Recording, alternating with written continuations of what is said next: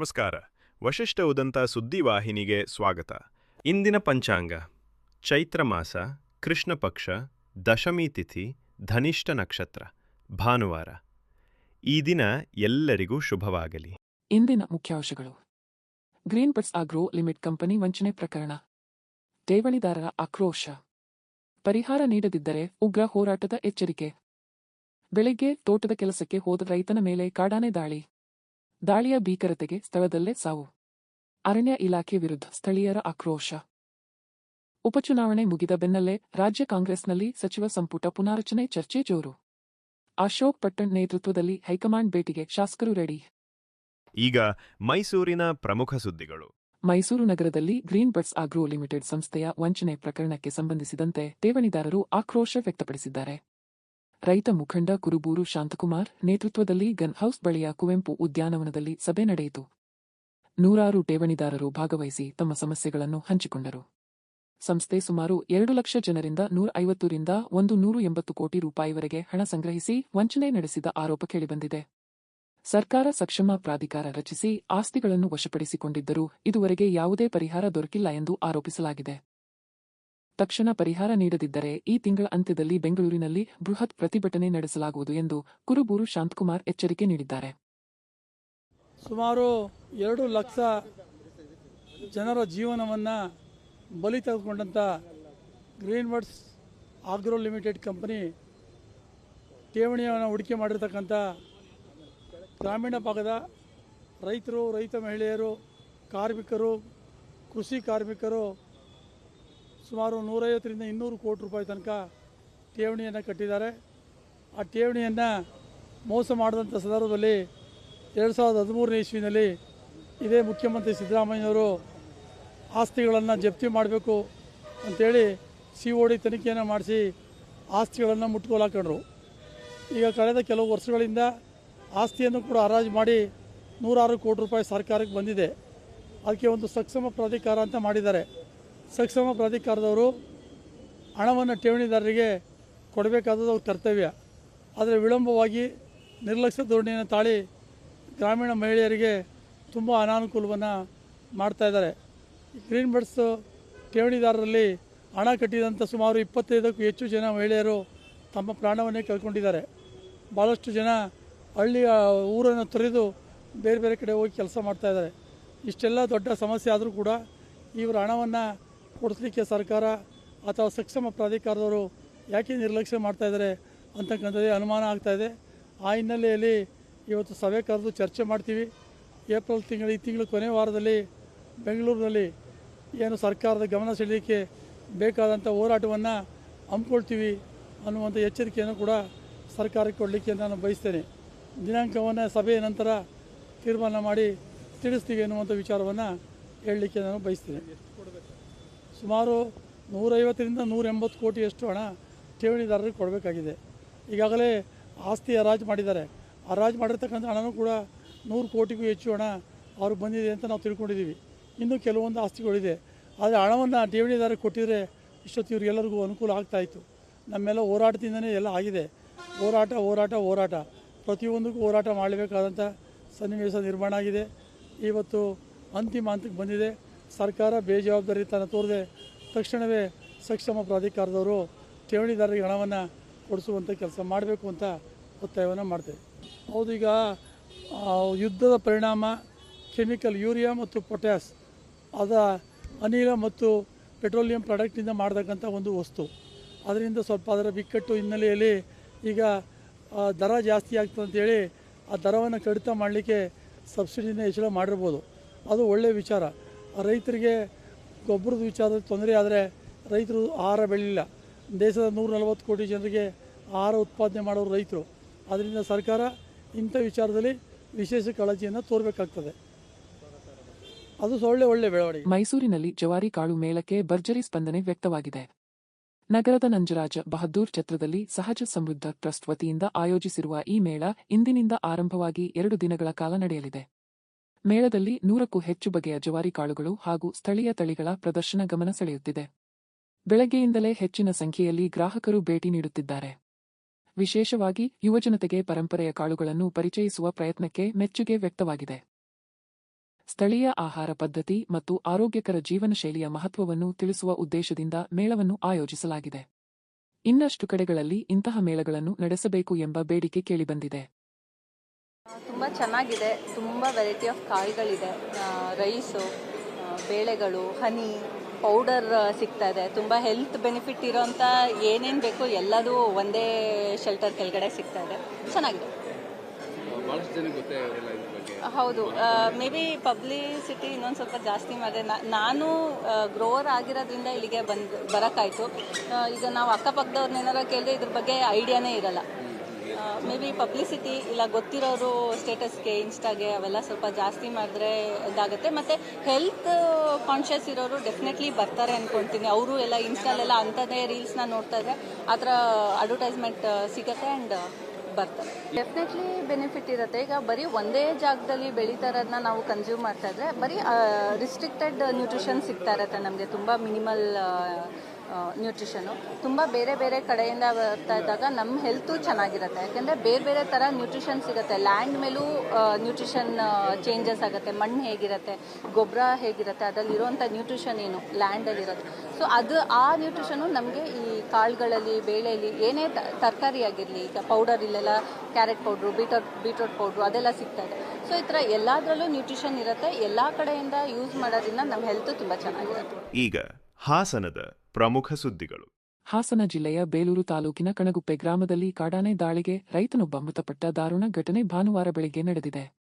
ತೋಟಕ್ಕೆ ತೆರಳಿದ್ದ ರಾಜ್ ಶೆಟ್ಟಿ ಎಂಬ ರೈತನ ಮೇಲೆ ಒಂಟಿ ಸಲಗ ದಾಳಿ ನಡೆಸಿದೆ. ಮೊದಲು ಸೊಂಡಿಲಿನಿಂದ ಎತ್ತಿ ನೆಲಕ್ಕೆ ಬಿಸಾಡಿದ ಆನೆ ಬಳಿಕ ಕಾಲಿನಿಂದ ತುಳಿದು ಹತ್ಯೆ ಮಾಡಿದೆ ಎಂದು ತಿಳಿದುಬಂದಿದೆ. ದಾಳಿ ಬಳಿಕ ಮೃತದೇಹದ ಹತ್ತಿರದಲ್ಲೇ ಆನೆ ತಂಗಿದ್ದರಿಂದ ಗ್ರಾಮಸ್ಥರು ಭಯಭೀತರಾಗಿದ್ದರು. ವಿಷಯ ತಿಳಿಯುತ್ತಿದ್ದಂತೆ ಅರಣ್ಯ ಇಲಾಖೆ ಅಧಿಕಾರಿಗಳು ಹಾಗೂ ಪೊಲೀಸರು ಸ್ಥಳಕ್ಕೆ ಧಾವಿಸಿ ಆನೆಯನ್ನು ಕಾಡಿಗೆ ಓಡಿಸುವ ಕಾರ್ಯಾಚರಣೆ ಆರಂಭಿಸಿದ್ದಾರೆ. ಅರೇಹಳ್ಳಿ ಪೊಲೀಸ್ ಠಾಣೆಯಲ್ಲಿ ಪ್ರಕರಣ ದಾಖಲಾಗಿದೆ. ಕಾಡಾನೆಗಳ ಹಾವಳಿ ಹೆಚ್ಚುತ್ತಿರುವುದರಿಂದ ಶಾಶ್ವತ ಪರಿಹಾರ ನೀಡಬೇಕು ಎಂದು ಗ್ರಾಮಸ್ಥರು ಆಕ್ರೋಶ ವ್ಯಕ್ತಪಡಿಸಿದ್ದಾರೆ. ಇಲ್ಲ ಇಸ್ಕಣ ಬೆಳಗ್ಗೆ ಎಲ್ಲ ತುಂಡಾಡಿ ತಿಂದಿಲ್ವ ರಂಗಣ್ಣನ ತೋಟ ಎಲ್ಲ ಪುಡಿ ಮಾಡಾಕ್ತಿತ್ತು.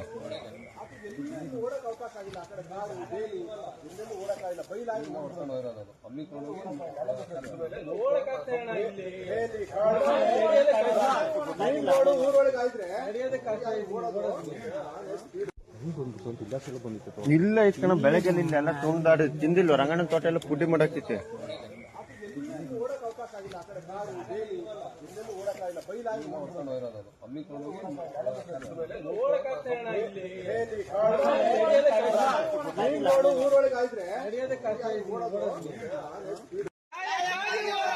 ಯಾತಕ್ಕಾಗಿ ಹೋರಾಟ, ಎಲ್ಲಿವರೆಗೆ ಹೋರಾಟ, ಧಿಕ್ಕಾರ ಧಿಕ್ಕಾರ, ಧಿಕ್ಕಾರ ಧಿಕ್ಕಾರ, ಮುಖ್ಯಮಂತ್ರಿ ಸಿದ್ದರಾಮಯ್ಯನವರಿಗೆ, ಅರಣ್ಯ ಮಂತ್ರಿ ಈಶ್ವರ್ ಖಂಡ್ರೆ ಅವರಿಗೆ, ಜಿಲ್ಲಾ ಮಂತ್ರಿ ಕೃಷ್ಣ ಬೈರೇಗೌಡರಿಗೆ, ಜಿಲ್ಲಾ ಅರಣ್ಯ ಅಧಿಕಾರಿಗಳಿಗೆ ಧಿಕ್ಕಾರ ಧಿಕ್ಕಾರ, ಸರ್ಕಾರಕ್ಕೆ ಧಿಕ್ಕಾರ. ಹಾಸನ ಜಿಲ್ಲೆಯ ಮೊಸಳೆ ಹೊಸಳ್ಳಿಯ ಬಸ್ತಿಹಳ್ಳಿ ಬಳಿ ಟಿಪ್ಪರ್ ಲಾರಿ ಮತ್ತು ಟ್ರ್ಯಾಕ್ಟರ್ ನಡುವೆ ಭೀಕರ ರಸ್ತೆ ಅಪಘಾತ ಸಂಭವಿಸಿದೆ. ಡಿಕ್ಕಿಯ ಪರಿಣಾಮ ಟ್ರ್ಯಾಕ್ಟರ್ ಸಂಪೂರ್ಣವಾಗಿ ಜಖಂಗೊಂಡಿದ್ದು ಅದರಲ್ಲಿದ್ದ ಇಬ್ಬರು ಚಾಲಕರು ಹಾಗೂ ನಿರ್ವಾಹಕ ಗಂಭೀರವಾಗಿ ಗಾಯಗೊಂಡಿದ್ದಾರೆ.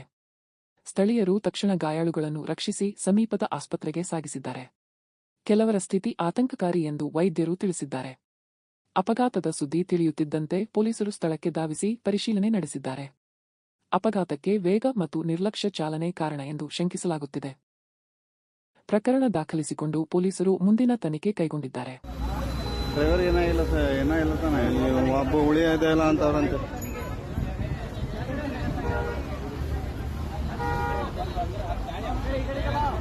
ಬಸ್ ಮನೆ ಕಡೆ ಬಂದ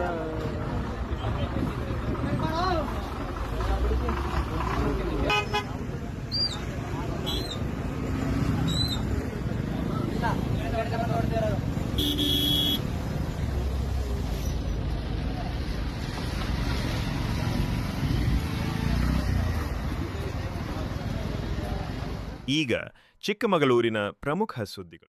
ಚಿಕ್ಕಮಗಳೂರು ಜಿಲ್ಲೆಯ ಕಡೂರು ತಾಲೂಕಿನ ಸಕ್ಕರಾಯಪಟ್ಟಣ ಹೋಬಳಿಯ ಹುಲಿಕೆರೆಯಲ್ಲಿ ಕಾಶಿ ಭಾಗೀರಥಿ ದೇವಿಯ ಜಾತ್ರೆ ಭಕ್ತಿಭಾವದಿಂದ ಅದ್ದೂರಿಯಾಗಿ ನಡೆಯುತ್ತಿದೆ. ಸುಮಾರು 500 ವರ್ಷಗಳ ಇತಿಹಾಸ ಹೊಂದಿರುವ ಈ ಜಾತ್ರೆಯನ್ನು 24 ಗ್ರಾಮಗಳ ಜನರು ಒಗ್ಗಟ್ಟಿನಿಂದ ಆಯೋಜಿಸುತ್ತಾರೆ. ತಿಂಗಳ ಕಾಲ ನಡೆಯುವ ಉತ್ಸವದಲ್ಲಿ ವಿವಿಧ ಧಾರ್ಮಿಕ ಹಾಗೂ ಸಾಂಸ್ಕೃತಿಕ ಕಾರ್ಯಕ್ರಮಗಳು ಗಮನ ಸೆಳೆಯುತ್ತವೆ. ಜಾತ್ರೆಯ ವೇಳೆ ದೇವಿಯನ್ನು ಅರಳಿಕಟ್ಟೆಯ ಮೇಲೆ ಕೂರಿಸುವ ಸಂಪ್ರದಾಯಕ್ಕೆ ವಿಶೇಷ ಮಹತ್ವವಿದೆ. ಪ್ರತಿದಿನ ಸಾವಿರಾರು ಭಕ್ತರು ಆಗಮಿಸುತ್ತಿದ್ದು 10,000ಕ್ಕೂ ಹೆಚ್ಚು ಜನರಿಗೆ ಅನ್ನದಾಸೋಹ ವ್ಯವಸ್ಥೆ ಮಾಡಲಾಗಿದೆ. ಪಾನಕದ ಗಾಡಿಗಳನ್ನು ಭಕ್ತರು ಸೇವೆಯಾಗಿ ಹೂಡಿರುವುದು ವಿಶೇಷ. ಸಿಡಿ ಮಹೋತ್ಸವ ಹಾಗೂ ಚೋಮನ ಕುಣಿತದಂತಹ ಆಚರಣೆಗಳು ಸಂಪ್ರದಾಯದಂತೆ ನಡೆಯುತ್ತಿವೆ. ಕಾಶಿಯಿಂದ ಬಂದ ದೇವಿ ಎಂಬ ನಂಬಿಕೆ ಇದ್ದು ಪೀಳಿಗೆಯಿಂದ ಪೂಜೆ ನಡೆಸುತ್ತಿರುವ ಕುಟುಂಬಗಳು ಭಾಗವಹಿಸುತ್ತಿವೆ. ಶ್ರದ್ಧಾಭಕ್ತಿಯಿಂದ ಬುದ್ಧಿ ಬಂದಾಗಿಂದ ನಮ್ಮೂರು ದೇವರ ಕಾರ್ಯಗಳು ನಾವು ಮಾಡ್ಕೊಂಡು ಹೋಗ್ತಾ ಇದ್ದೀವಿ. ಒಂದೊಂದು ಇಲ್ಲಿ ತುಂಬ ಸಮುದಾಯಗಳಿದೆ. ಆ ಎಲ್ಲ ಸಮುದಾಯಗಳನ್ನು ಅವ್ರವ್ರದ್ದೇ ಆದಂಥ ಪದ್ಧತಿಗಳನ್ನ, ಕೆಲಸಗಳನ್ನ ಗ್ರಾಮ ನಡೆಸ್ಕೊಂಡು ಬಂದಿದೆ. ಈಗ ನಮ್ಮ ಸಮುದಾಯಕ್ಕೆ ಒಂದು ಕೆಲಸ ಕೊಟ್ಟಿದ್ದಾರೆ, ಇನ್ನೊಂದು ಸಮುದಾಯಕ್ಕೆ ಇನ್ನೊಂದು ಕೆಲಸ ಕೊಟ್ಟಿದ್ದಾರೆ. ಹಾಗಾಗಿರೋದ್ರೆ ಒಗ್ಗಟ್ಟಾಗಿ ಇಡೀ ಊರು ಸೇರಿ ಎಲ್ಲರೂ ಸೇರಿ ನಾವು ಶ್ರದ್ಧಾಭಕ್ತಿಯಿಂದ ಕೆಲಸ ಮಾಡ್ಕೊಂಡು ಹೋಗ್ತಾ ಇದ್ದೀವಿ. ತುಂಬ ವಿಶೇಷ ಇರುವಂಥ ಗ್ರಾಮ. ತಾಯಿ ಕಾಶಿ ಭಾಗೀರಥಿ ಅವ್ರನ್ನ ದರ್ಶನಕ್ಕೆ ನಮ್ಮ ಸಾದಳ್ಳಿ ಆಗಿನ ಕಾಲದ 500-600 ವರ್ಷದ ವರ್ಷಗಳ 10,000 ವರ್ಷದ ಹಿಂದೆ ಆ ಗ್ರಾಮಸ್ಥರು ಕಾಶಿ ಯಾತ್ರೆ ಹೋಗಿದ್ರಂತೆ. ಕಾಶಿಯಿಂದ ಹೋಗಿ ಅಲ್ಲಿಂದ ಕಳಸದ ನೀರು, ಕಾಶಿದು ನೀರು ತಗೊಂಡ್ಬರ್ತಾ ನಮ್ಮೂರ ಮೇಲೆ ಎಲ್ಲ ಎತ್ತಿನ ಗಾಡಿ, ಅವಾಗೆಲ್ಲ ಏನಿಲ್ವಲ್ಲ, ಎತ್ತಿನ ಗಾಡಿ ಅದರಲ್ಲಿ ಬುತ್ತಿಗಳು ತೊಗೊಂಡೋಗಿ ವರ್ಷಾನುಗಟ್ಟಲೆ ಹೋಗಿ ತಗೊಂಬಂದಾಗ ಆ ಕಳಸದ ನೀರು ಕಟ್ಟೆ ಹತ್ರ, ಆ ಕಳಸದ ನೀರು ಅಲ್ಲಿ ಅಡುಗೆ ಮಾಡ್ಕೊಂಡು ಸ್ಟೇ ಆಗಿ ಅಡುಗೆ ಮಾಡ್ಕೊಂಡಿದ್ದಾಗ ಆ ಕಳಸದ ನೀರು ಬಿತ್ತಂತೆ. ಆ ಬಿದ್ದಿದ್ದ ನೀರಲ್ಲಿ ಹುಟ್ಟಿದಂಥ ಒಡಮೂಡಿದ ಕಲ್ಲು ತಾಯಿ ಕಾಶಿ ಭಾಗೀರಥಿ. ಅದು ಆ ಅಮ್ಮನವ್ರ ಕಥೆ. ಆದರೆ ಈ ಅಮ್ಮನವ್ರ ಕಥೆ ಸುಪ್ರಸಿದ್ಧವಾಗಿದೆ, ಎಲ್ಲರಿಗೂ ಗೊತ್ತಿರೋವಂಥದ್ದೇ. ನಮ್ಮ ರಾಜ್ಯಾದ್ಯಂತ ಇರೋವಂಥ ನಾರ್ಮಲ್ ಕಥೆನೇ ಸ್ವಲ್ಪ ಚೇಂಜಸ್ ಥರ ಇರೋವಂಥ ಪ್ರತೀತಿ. ಹಂಗೆ ಎಲ್ಲ ನಡ್ಸ್ಕೊಂಬಂದಿದ್ದಾರೆ. ಬುದ್ಧಿ ಬಂದಾಗಿಂದ ಎಲ್ಲರೂ ಶ್ರದ್ಧೆಯಿಂದ ಬರ್ತಾ ಇದ್ದೀವಿ. ಆ ತಾಯಿಯ ಆಶೀರ್ವಾದದಿಂದ ಗ್ರಾಮಸ್ಥರೆಲ್ಲರೂ ಚೆನ್ನಾಗಿದ್ದೀವಿ, ಆರೋಗ್ಯವಾಗಿದ್ದೀವಿ, ಅಷ್ಟೈಶ್ವರ್ಯಗಳಿಂದ ತುಂಬಿ ತುಳುಕ್ತಾ ಇದ್ದೀವಿ. ಸಣ್ಣ ಪುಟ್ಟ ಏನಿರುತ್ತೋ ಅದನ್ನು ತಾಯಿನ ಬೇಡ್ಕೊಂಡು ನಾವು ಶ್ರದ್ಧೆಯಿಂದ ಕೆಲಸ ಮಾಡ್ಕೊಂಡು ಹೋಗ್ತಾ ಇದ್ದೀವಿ. ಯುವಕರು ಅತಿ ಹೆಚ್ಚು ತೊಡಗಿಸ್ಕೊಂಡು ಕೆಲವು ವರ್ಷಗಳಿಂದ, ಸುಮಾರು ಒಂದು 10 ವರ್ಷದಿಂದ ಯುವಕರು ಅತಿ ಹೆಚ್ಚು ದೇವತಾ ಕಾರ್ಯಗಳಲ್ಲಿ ತೊಡಗಿಸ್ಕೊತಾ ಇರೋದು ಭಾಳ ಹೆಮ್ಮೆಯ ವಿಷಯ. ನಮ್ಮ ಸಂಸ್ಕೃತಿನ, ನಮ್ಮ ಪದ್ಧತಿನ, ನಮ್ಮ ಪರಂಪರೆನ ಉಳಿಸ್ಕೊಳಕ್ಕೆ 18 ವರ್ಷದಿಂದ 40-45 ವರ್ಷ ಯುವಕರು ಏನು ಇವಾಗ ಮುಂದೆ ಬರುತ್ತಿದ್ದಾರೆ. ಈಗ ನಾವು ಅನ್ನದಾಸೋಹ ಇರ್ಬೋದು, ನಾವೊಂದು ಅನ್ನದಾಸೋಹ ಸಮಿತಿ ಮಾಡಿಕೊಂಡು ಕಳೆದ 10 ವರ್ಷದಿಂದ ಹಿರಿಯರು ಮಾಡ್ಕೊಂಬಂದಿದ್ದನ್ನು ನಾವು ಕಂಟಿನ್ಯೂ ಮಾಡ್ತಾಯಿದ್ದೀವಿ. ಹುಡುಗರು ಅಲಂಕಾರಗಳು ಮಾಡ್ತಾರೆ, ಹೂವಿನ ಅಲಂಕಾರ ಮಾಡ್ತಾರೆ. ಯಾವುದೂ ಸ್ಪಾನ್ಸರ್ಶಿಪ್ ಇಲ್ಲ, ಅವರವರೇ ಮಾಡಿಕೊಂಡು ಅವರವರೇ ಡಿಜೆಗಳು ಕರ್ಸ್ಕೊಂಡು ಎತ್ತಿನ ಮೆರವಣಿಗೆಗಳು ಮಾಡ್ಕೊಂಡು, ಎತ್ತಿನ ಗಾಡಿಗಳು ಮಾಡ್ಕೊಂಡು, ಪಾನಕ ಗಾಡಿಗಳು ಮಾಡ್ಕೊಂಡು, ಲೈಟಿಂಗ್ಸ್ ವ್ಯವಸ್ಥೆ ಮಾಡಿಕೊಂಡು, ಇಲ್ಲಿ ಮತ್ತೆ ಅಲ್ಲಲ್ಲಿ ಮಜ್ಜಿಗೆ ಪಾನಕ ವ್ಯವಸ್ಥೆ ಮಾಡಿಕೊಂಡು ಎಲ್ಲ ಅವರೇ ಶ್ರದ್ಧಾಭಕ್ತಿಯಿಂದ ಮಾಡ್ತಿರೋದ್ರಿಂದ ಎಲ್ಲ ಒಗ್ಗಟ್ಟಾಗಿ ಸುತ್ತ 24 ಹಳ್ಳಿನೂ ಸೇರಿ ಕಳೆದ 40-50 ವರ್ಷದಿಂದ ನನಗೆ ತಿಳಿದ ಮಟ್ಟಿಗೆ 500-600 ವರ್ಷದ ಇತಿಹಾಸ ನಮಗೆ ತಿಳಿದಿರೋ ಮಟ್ಟಿಗೆ, ನನಗೆ 42 ವರ್ಷ, ಆ ಇದರಲ್ಲಿ ತಿಳಿದ ಮಟ್ಟಿಗೆ ಅಷ್ಟು ವರ್ಷದಿಂದ ಇದೇ ರೀತಿ ನಡ್ಕೊಂಬರ್ತಿದೆ. ಇದು ಇನ್ನೂ ಬೆಳೀತಾ ಹೋಗಲಿ. ಸುಮಾರು 10-15 ಸಾವಿರ ಸಂಖ್ಯೆ ಸೇರೋ ಜಾತ್ರೆ. ನಾವು ಅನ್ನದಾನನೇ 10,000 ನಡೆಯುತ್ತೆ. ಇನ್ನು ಗ್ರಾಮಸ್ಥರು ಅವರು ಇವರು ಊಟ ಮಾಡಿದೆ ಎಷ್ಟು ಜನ ಹೋಗ್ತಾರೆ. ಕನಿಷ್ಠ 15,000 ಸಂಖ್ಯೆ ಸೇರೋವಂಥ ಜಾತ್ರಾ ಮಹೋತ್ಸವ ಪ್ರತಿ ವರ್ಷ 2,000-3,000 ಜಾಸ್ತಿ ಆಗ್ತಾನೇ ಇದೆ. ಆದ್ದರಿಂದ ನಾವು ಶ್ರದ್ಧೆಯಿಂದ ಈ ಬಿಸಿಲಲ್ಲೂ ನಾವು ಈ ಶ್ರದ್ಧೆಯಿಂದ ನಡ್ಕೊಂಡು ದೇವತಾ ಕಾರ್ಯನ ಸಂಪನ್ನಗೊಳಿಸೋಣ ಅಂತ ಗ್ರಾಮಸ್ಥರನ್ನ ತಮ್ಮ ಮೂಲಕ ನಾನು ಕೇಳ್ಕೊಳ್ತಾ ಇದ್ದೀನಿ. ಚಿಕ್ಕಮಗಳೂರು ಜಿಲ್ಲೆಯ ಮುಳ್ಳಯ್ಯನಗಿರಿ ರಸ್ತೆಯಲ್ಲಿ ಪ್ರವಾಸಿಗರ ಅಜಾಗರೂಕ ಮೋಜು ಮಸ್ತಿ ಆತಂಕಕ್ಕೆ ಕಾರಣವಾಗಿದೆ. ಗಿರಿ ಪ್ರದೇಶಕ್ಕೆ ತೆರಳುವ ಕೆಲವರು ಕಾರಿನ ಸನ್ರೂಫ್ ತೆರೆಯಿಸಿ ಹೊರಗೆ ನಿಂತುಕೊಂಡೇ ಪ್ರಯಾಣಿಸುತ್ತಿರುವುದು ಕಂಡುಬಂದಿದೆ. ಅಂಕುಡೊಂಕಿನ ತಿರುವುಗಳಿಂದ ಕೂಡಿದ ಈ ರಸ್ತೆಯಲ್ಲಿ ಇಂತಹ ನಡೆ ಅಪಘಾತಕ್ಕೆ ಆಹ್ವಾನ ನೀಡುವಂತಿದೆ ಎಂದು ಸಾರ್ವಜನಿಕರು ಎಚ್ಚರಿಸಿದ್ದಾರೆ. ಸ್ಥಳೀಯರು ಹಾಗೂ ವಾಹನ ಸವಾರರು ಸುರಕ್ಷತೆ ಕಾಪಾಡಿಕೊಳ್ಳುವಂತೆ ಮನವಿ ಮಾಡಿದ್ದಾರೆ. ಪ್ರವಾಸಿಗರ ನಿರ್ಲಕ್ಷ್ಯದಿಂದ ಅಪಾಯ ಹೆಚ್ಚುತ್ತಿರುವ ಹಿನ್ನೆಲೆಯಲ್ಲಿ ಕಟ್ಟುನಿಟ್ಟಿನ ನಿಯಮಗಳನ್ನು ಜಾರಿಗೊಳಿಸಬೇಕು ಎಂದು ಜಿಲ್ಲಾಡಳಿತಕ್ಕೆ ಒತ್ತಾಯ ಕೇಳಿಬಂದಿದೆ. ಪೊಲೀಸರು ಕಣ್ಗಾವಲು ಹೆಚ್ಚಿಸಿ ನಿಯಮ ಉಲ್ಲಂಘನೆ ಮಾಡುವವರ ವಿರುದ್ಧ ಕ್ರಮ ಕೈಗೊಳ್ಳಬೇಕೆಂದು ಸಾರ್ವಜನಿಕರು ಆಗ್ರಹಿಸಿದ್ದಾರೆ.